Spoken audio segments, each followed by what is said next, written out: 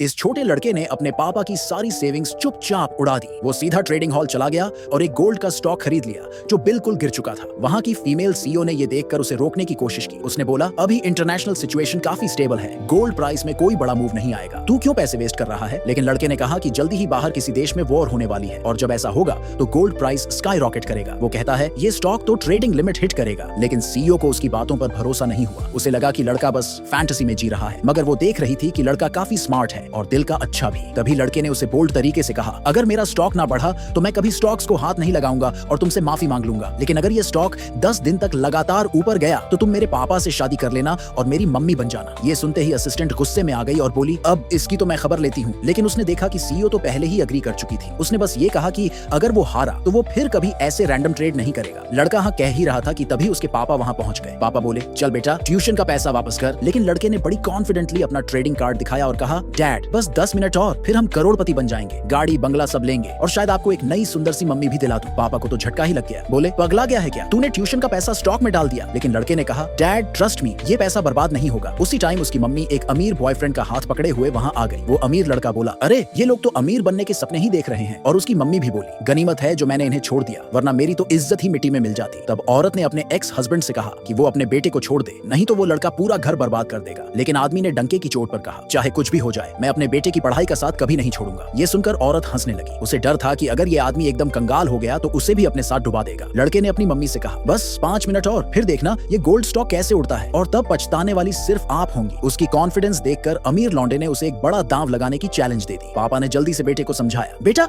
ये गैम्बलिंग मत कर। यहाँ तक कि सीईओ भी थोड़ी टेंशन में आ गई कि कहीं लड़का हार न जाए। लेकिन लड़का तो एक रिइंकार्नेटेड बंदा था। उसे पूरा यकीन था कि ये स्टॉक लिमिट अप मारेगा। जब पापा उसे घर ले जाने लगे तो लड़के ने साफ मना कर दिया। ये देखकर औरत को लगा कि उसका एक्स हस्बैंड तो बिल्कुल डरपोक है और सबके सामने उसका मजाक उड़ाने लगी। कहने लगी, तुम मेरे बॉयफ्रेंड जैसे कभी बन ही नहीं सकते। उस पल में आदमी का खून खौल गया। उसने अपनी इज्जत वापस पाने के लिए बेटे को दांव लगाने की परमिशन दे दी। औरत को ये बिल्कुल एक्सपेक्ट नहीं था। फिर वो अमीर लड़का बोला, अगर 3 मिनट में ये स्टॉक नहीं चढ़ा तो तुम बाप बेटे दोनों मेरी लाइफ टाइम के लिए नौकर बन जाओगे, और अगर स्टॉक चढ़ गया तो मैं और तेरी मम्मी दोनों तुम्हारे सामने घुटनों पर बैठकर माफी मांगेंगे और फिर कभी तुम्हारे सामने नहीं आएंगे। पापा ने देखा कि बेटा कितना कॉन्फिडेंट है तो अब पीछे हटने का कोई ऑप्शन नहीं बचा। सीईओ पहले तो लड़के की मदद करना चाहती थी, पर अब वो खुद अपने फैमिली बिजनेस के लिए अच्छा मैनेजर ढूंढ रही थी। इसलिए वो अपने असिस्टेंट के साथ वहां से निकल गई। धीरे धीरे 2.5 मिनट निकल गए। अमीर लड़के को लगा कि उसकी जीत पक्की है। उसने पापा से कहा, अब तो घुटनों पर आजा और माफी मांग, तेरे बेटे को मैं छोड़ दूंगा। पापा सोचने लगा, काश बेटा पढ़ाई पर फोकस करता तो शायद ये सब ना होता। और जैसे ही वो घुटनों पर बैठने ही वाला था, उसी वक्त ठीक 3 मिनट पर ट्रेडिंग हॉल से अनाउंसमेंट हुई, स्टॉक सर्ज कर गया है। पूरा हॉल सन्न रह गया। किसी ने नहीं सोचा था कि छोटा लड़का वाकई ये बाजी जीत जाएगा।